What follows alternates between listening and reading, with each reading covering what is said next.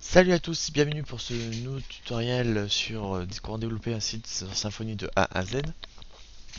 On se retrouve après pas mal de temps sans vidéo, je le sais, je comprends, je suis désolé, j'avais les études, j'avais des projets en cours, c'était compliqué pour moi. Ma connexion qui me permet pas forcément de faire trop d'upload parce qu'avec une connexion à mégabits seconde en upload c'est pas top. Ah, merci la DSL et la VDSL, mais bon. Alors donc on se retrouve déjà, comme vous pouvez le voir, j'ai ouvert mon site il y a pas très longtemps, c'est-à-dire qu'il doit y avoir 2 jours.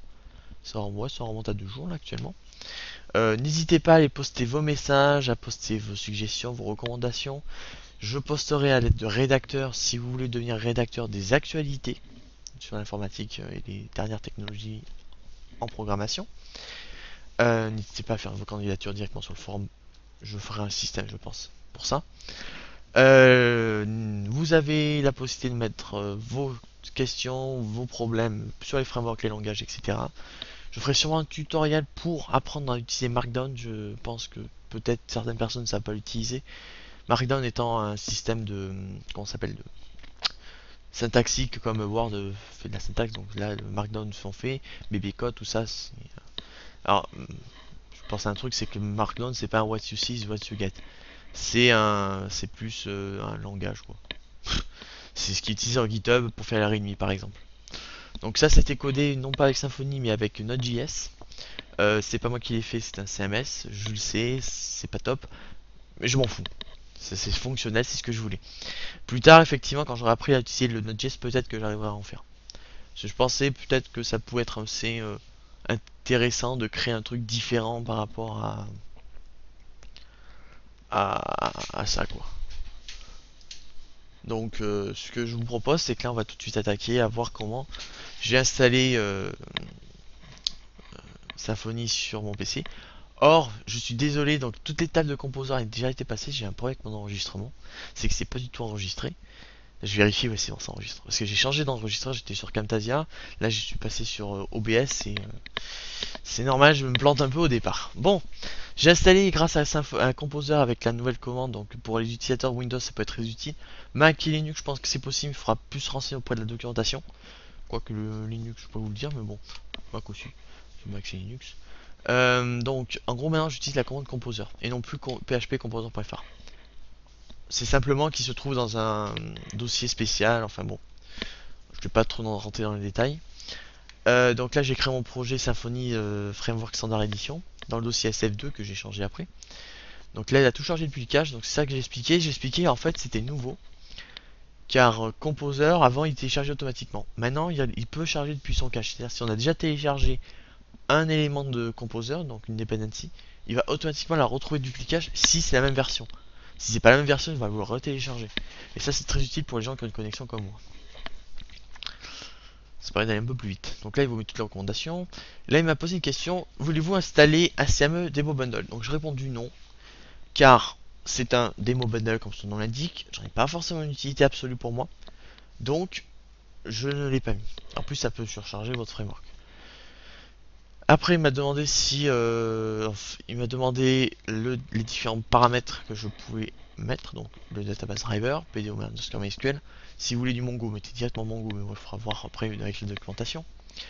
Le database host, ben, comme son nom l'indique, c'est l'adresse IP. Donc moi, c'est en local. Après, le port. Après, le nom de la base de données que j'ai créé derrière. Le nom d'utilisateur, le mot de passe, SMTP. J'avais aussi expliqué que vous pouvez utiliser Google sur vos serveurs mail simplement en mettant en transport Gmail. En host, vous mettez rien. En utilisateur, vous mettez votre adresse email Google. Et en mot de passe, vous mettez votre mot de passe Google. Et ça marchera, c'est très utile. La locale, je l'ai mis à FR, bien sûr, c'est en France. Et le secret, au lieu de rouler ma tête sur le clavier comme un débile, je préfère utiliser un truc qu'un ami m'a fait découvrir. Ça s'appelle nux.net.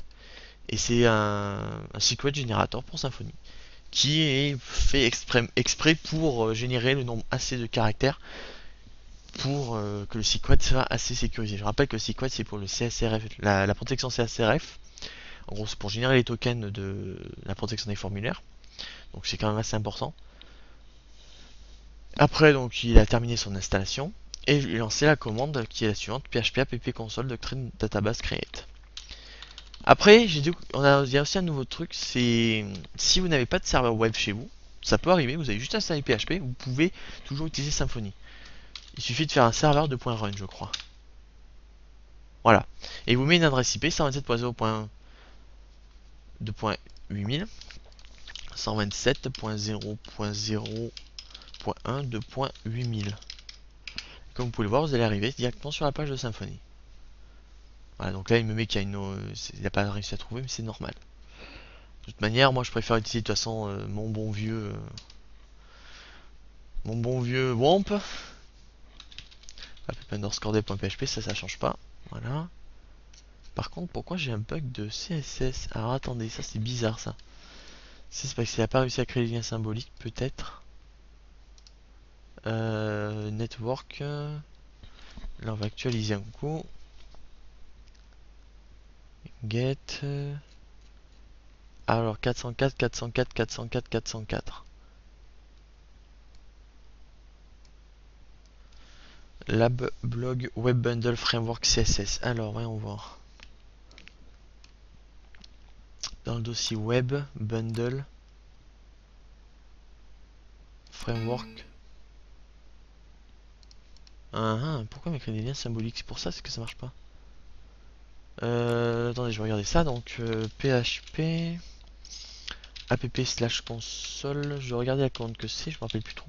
Donc ça c'est un bug. Je fais exprès de le laisser en vidéo, hein, justement pour vous voyez comment on arrive à résoudre un bug comme ça. Donc là en fait je vais chercher en fait la commande du dump. Je pense que ça peut marcher. Donc ascétique de point dump.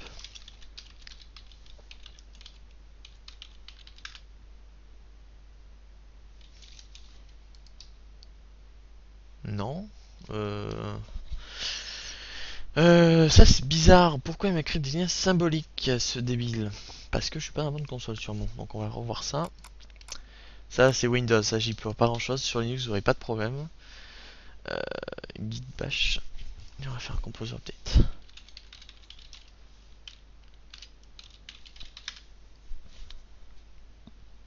C'est quand même bizarre tout ça.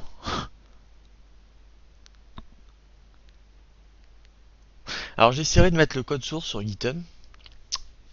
On va même voir comment on va faire, entre parenthèses, je vais justement faire ça.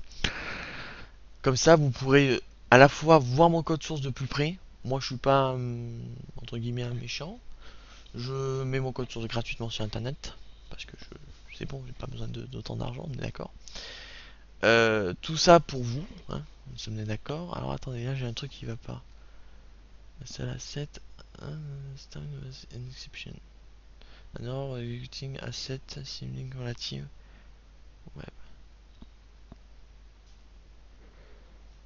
Bon, alors ce que je vais faire, c'est que je vais aller chercher à la main. Donc, alors c'est pas propre du tout ce que je vais faire. Mais bon, c'est juste pour que je puisse continuer quand même.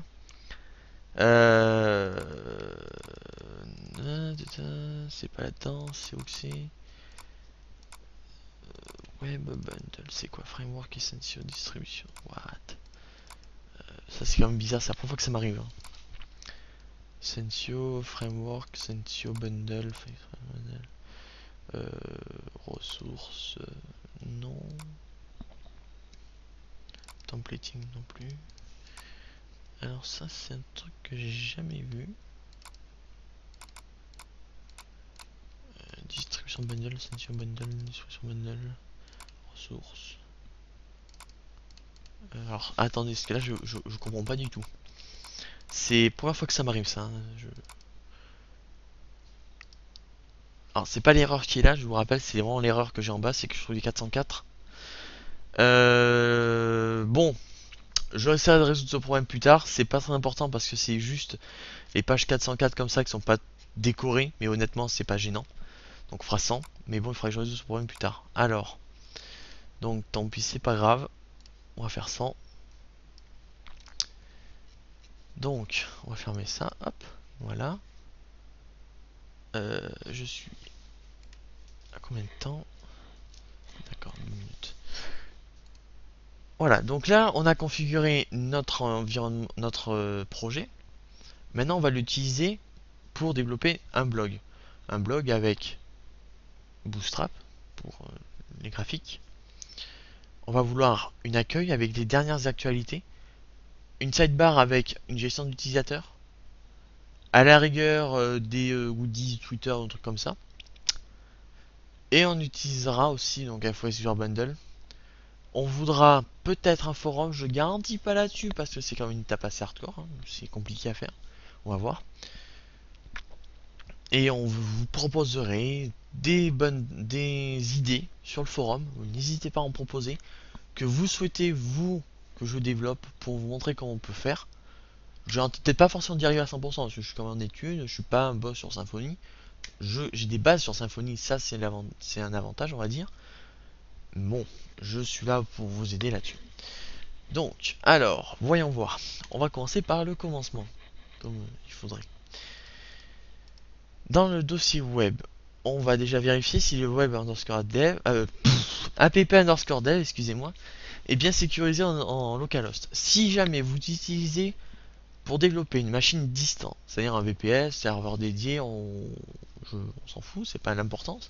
Mais si vous l'utilisez à distance, vous avez une machine pour développer dessus, pensez toujours à bien mettre dans le tableau votre adresse IP à vous, c'est-à-dire l'IP de votre box. Si c'est une IP dynamique, dommage pour vous.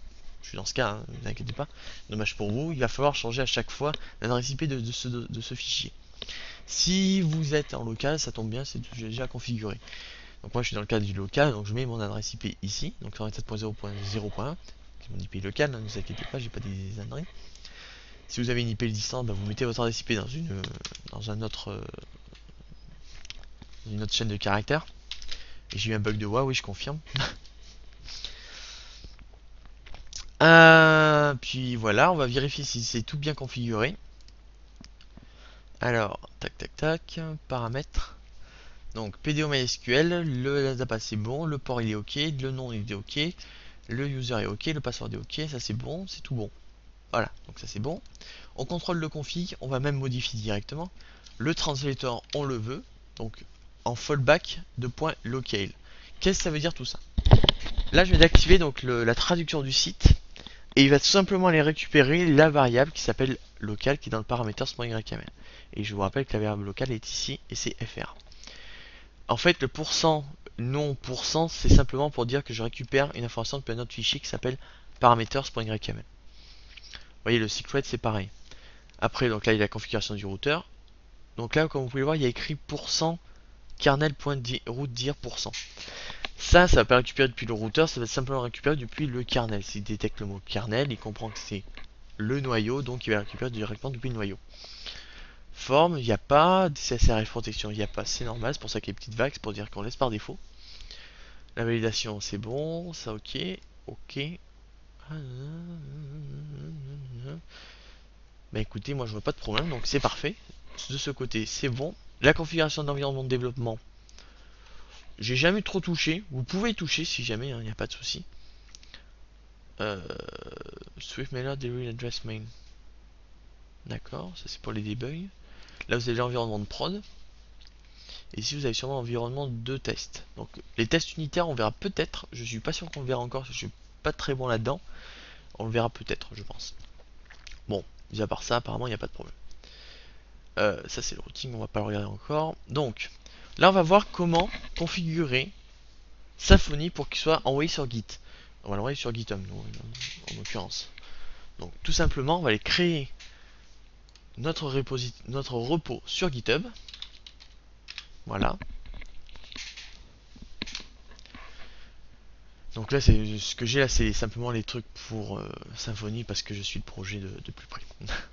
Donc là, on va créer. Donc déjà, il faut que vous ayez un compte, hein, c'est très important. Aussi, il faut que vous ayez vos clés SSH roulées dessus. Je m'explique. Alors, clé SSH, où c'est que je peux aller voir? Settings sûrement, SSH key.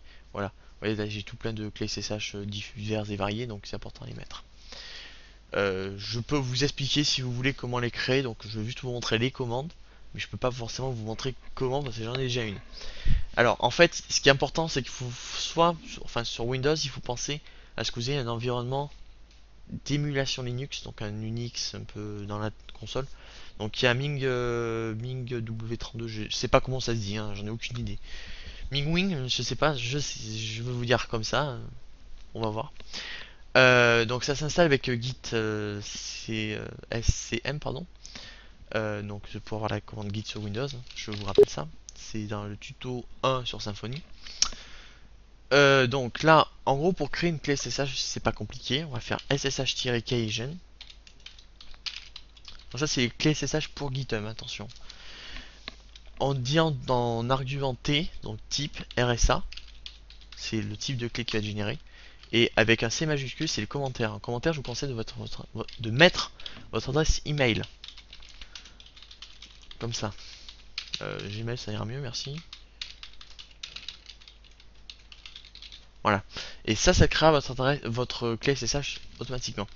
Une fois que c'est fait, il va falloir évaluer, enfin exécuter cette commande. Je sais plus un argument, je crois que je ne vais pas me poser. Vous exécutez cette commande et après immédiatement vous faites ssh-add et l'endroit de votre clé. Votre clé normalement est générée par défaut dans ce dossier. Ce dossier en fait, la vague ça veut dire votre dossier utilisateur. Donc moi dans mon occurrence c'est administrateur, c'est le compte admin de Windows. Et c'est dans le dossier .ssh qui sera situé. Et après tout simplement quand vous avez généré vos clés, je vais vous montrer comment ça fait. Alors .ssh, voilà, vous avez deux fichiers qui se créent. Celui-là vous l'oubliez, hein, c'est pas important pour nous. Vous avez deux fichiers, un id underscore rsa et un id underscore rsa.pub. Et si vous l'ouvrez, celui-là, vous verrez votre clé qui s'affiche ici. Donc ça c'est votre clé SSH publique, que l'autre c'est votre clé SSH privée. Celle qu'il faut mettre sur GitHub, c'est celle-là. Il faut bien penser à ça, c'est que c'est important. Donc une fois que c'est fait, vous allez créer un nouveau repository. Donc ça c'est si vous voulez le mettre sur GitHub. Si après vous voulez le mettre sur GitLab ou sur Bitbucket, renseignez-vous auprès de la documentation, c'est pas différent. Donc par convention, il faut mettre en anglais. Je vais peut-être le mettre dans les deux langues, c'est-à-dire je vais faire une version française et une version anglaise. Donc on va l'appeler Symfony A Z. Donc Symfony de A à Z. Et en description, je vais mettre tutorial. Alors, je suis pas très bon en anglais, hein, attention. Je préfère traduire, j'y arrive, mais l'écrire, je suis une bouse. To create a website. Un blog plutôt. On va mettre un blog parce que c'est un blog dans tout cas. Un blog with Symfony 2. Voilà. Donc là, il nous propose si on veut en public ou en privé, sachant qu'en privé, il faut avoir un compte payant. Voilà, donc coucou, payé. Alors là, c'est en public. Il veut savoir si on veut initialiser dans le repository avec un readme. Non. Après les licences, donc là, c'est moi, je vais mettre sur une licence Mint. Donc la licence Mint, ça vous permet d'en faire ce que vous voulez. Ce qui est le cas pour Symfony. Alors, Mint, ça veut pas dire que vous pouvez en faire ce que vous voulez quand même. C'est que vous pouvez l'utiliser dans un but commercial, dans un but personnel. Je m'en fous, de toute façon, c'est pas très important. Dans la limite où vous modifiez le code, si vous faites un copier-coller, oui, ça passera pas quoi. C'est pas un CMS non plus. Donc, on va créer le repository. Voilà. Donc, j'ai un commit qui a été fait. C'est l'initial commit. C'est pas moi qui l'ai fait, hein. Ça me dit que c'est moi, mais en fait, c'est quand ça a créé. C'est pour ajouter la licence. Il y a une branche, c'est la branche master. Il n'y a aucune release, ce qui est normal. Et il y a un contributeur qui doit être moi, normalement. Voilà, coucou. 22 à jour, c'est-à-dire qu'il doit y avoir 22 lignes là-dedans. Bingo. Et donc après, on va voir comment envoyer notre code directement sur GitHub. Donc, déjà, ce qu'on va faire, c'est qu'on va sûrement aller modifier le readme, qui est ici. Parce que là, c'est pour Symfony. En attendant, je vais juste mettre en titre, donc ça va être Symfony.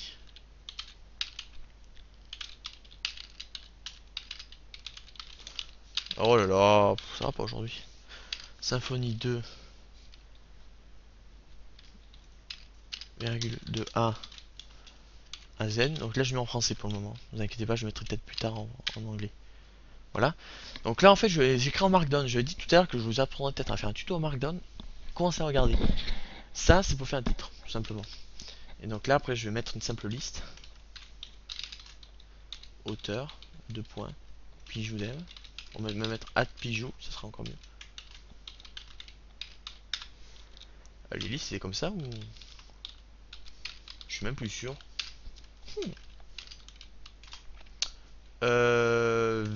Version, on va mettre indev, on va mettre carrément, voilà.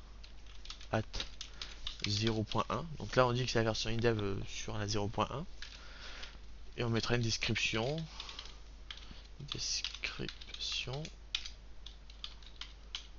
De points. Blog. Réalisé.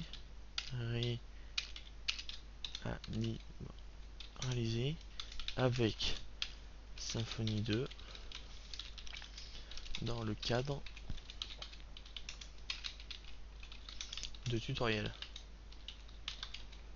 Vidéo disponible sur YouTube. Voilà, tout simplement, on va mettre ça en attendant, on verra plus tard pour en rajouter un peu plus. On a un mode preview, donc comme vous pouvez le voir, on voit que c'est un titre avec une liste un peu. Voilà, donc on verra plus tard pour la compléter un peu plus. Et là, on va commencer à envoyer tout notre code sur GitHub, tout simplement. Hop, hop. Et donc, pour envoyer sur GitHub, il faut configurer le git ignore. Git ignore étant un dossier qui va vous permettre d'ignorer les fichiers qu'on ne veut pas envoyer. C'est-à-dire tout ce qui est cache, log, fichier de paramètres, comme vous pouvez voir les builds, le vendor aussi, et le composer.fr s'il y est. Alors on va pas utiliser celui-là, on va utiliser un site qui s'appelle gitignore.io. C'est aussi un même ami qui m'a fait découvrir ce site. Il a aussi fait découvrir ce site. Et là vous allez simplement mettre vos environnements de développement, vos trucs que vous utilisez. Donc moi j'utilise Composer. Voilà, j'utilise PHP Storm. J'utilise PHP, Symfony pardon. Qu'est-ce que j'utilise encore? Git. Non. Ouais, vous cherchez comme ça tout simplement. Tac tac, ça j'utilise pas. Doctrine peut-être. Non plus. Bon, on va commencer avec ça déjà, on va voir ce que ça fait. Ah si, j'ai oublié les trucs. On utilise Windows. Il peut y avoir des personnes qui utilisent Mac. Donc c'est OS X. Et d'autres utilisent Linux. Voilà. Donc en gros ça va générer différents dossiers qui ne doivent pas être envoyés sur GitHub. Mais par exemple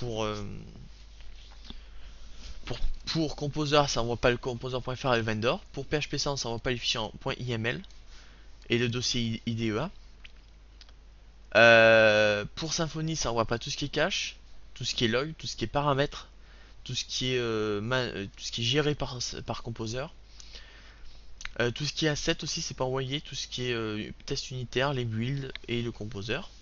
Sur Windows ça envoie pas tout ce qui est sums.db et le desktop INI et tous les différents fichiers qui sont existants. Sur OS X les dstore et sous Linux les trash et les directories. Voilà, tout simplement. Donc on va copier ce fichier et on va le mettre à la place de tout ce qui est là. On enregistre et on va voir comment on fait pour envoyer sur GitHub. Donc première chose à voir, être dans le bon dossier. Nous sommes dans le dossier lab/blog. C'est bon, on est au bon endroit.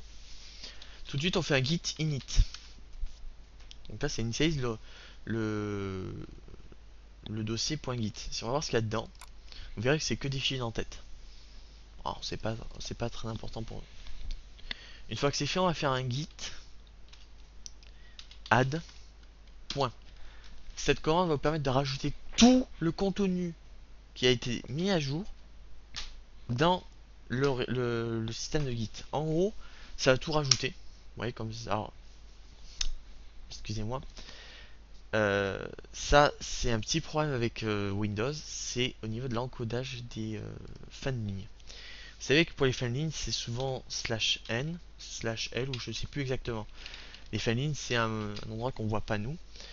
Sous PHP ça, on peut le configurer. Parce que là, en gros, là, LF, je crois que c'est que Linux. Il faut que ce soit en SRLF pour que ce soit compatible avec Mac. Alors, warning LF will be replaced by. D'accord. Donc là, en fait, il y a simplement remplacé partout. Bon, si je joue ce fichier, il devrait être changé, non? Non, pas grave, pas important. On va voir si ça marche. Si ça marche pas, jamais je changerai tout ça. Donc, après que c'est fait, on va faire un git commit. Un commit étant un envoi d'informations directement auprès du serveur de GitHub. Enfin, c'est pas un envoi d'informations, c'est simplement un envoi de code. C'est-à-dire, on va identifier tout le code qu'on a ajouté sur un petit résumé de ce qu'on a fait. Par exemple, on a ajouté Symfony 2 dans notre cas. Donc, add Symfony 2. Symfony 2.6, on va carrément mettre l'information. Et je rajoute aussi l'épisode ep. J'ai noté à combien d'épisodes. Je reprends à zéro, enfin je reprends à la suite. YouTube, la chaîne. Merci aussi pour les 1200 abonnés, hein. Je sais, j'ai rien fait pour ça. Merci à vous, hein. En tout cas ça fait bien plaisir pour les 1000 abonnés surtout. Alors ce sera épisode 3.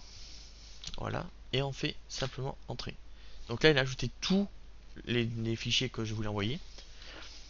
Après on va faire un git push. Donc avant il faut le remote. Parce qu'en fait Git normalement c'est fait aussi pour être en local. C'est-à-dire vous pouvez gérer votre code source en local. Or nous on veut l'envoyer sur GitHub. Donc c'est un Git distant. Remote. On fait un Git remote add. Git arrobase. Donc là vous allez simplement faire ça aussi. C'est une solution. Et sur la console vous faites insert. Voilà.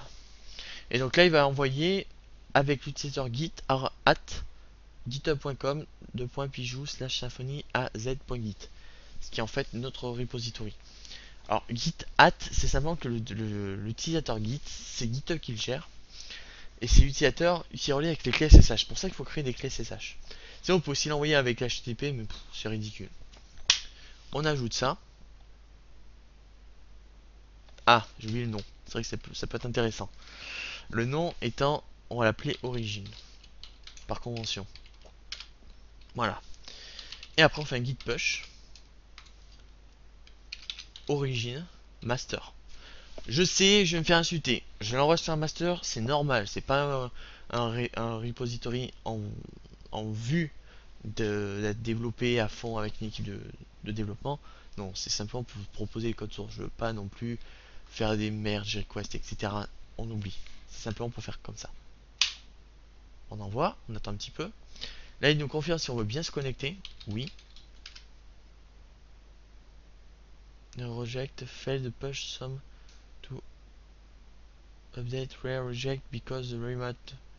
Ah oui, excusez-moi, j'ai fait une grosse erreur. C'est que j'ai oublié de pool. Je sais, je vais encore me faire insulter. Donc git pool origin master.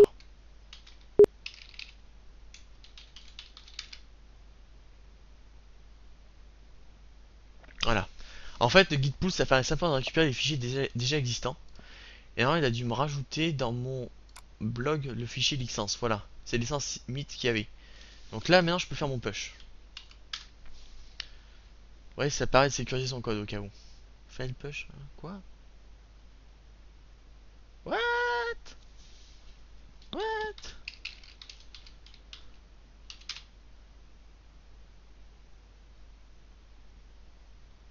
Qu'est-ce qu'il me fait là?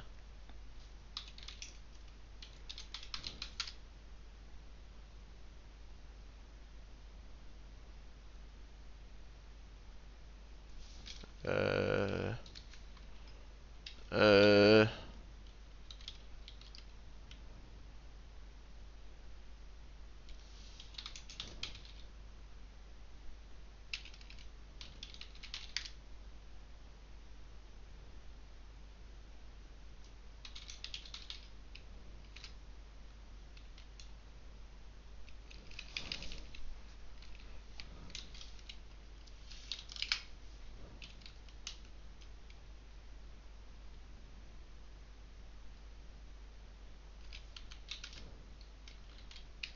Alors là, je suis face à un petit problème de Git. C'est que je suis une bouse avec Git apparemment. Donc ce qu'on va faire, c'est que je vais essayer de résoudre ce problème de mon côté. Je vous l'expliquerai peut-être la prochaine fois. Je suis désolé. Donc je vais voir le temps par contre. On va regarder si c'est bon au niveau du temps. Ouais, donc là on va peut-être s'arrêter. Ça fait déjà 30 minutes. Je résoudrai ce problème, votre code sera disponible sur GitHub, ne vous inquiétez pas. Et on se retrouve dans le prochain épisode pour réellement commencer à développer. Merci à vous et à la prochaine.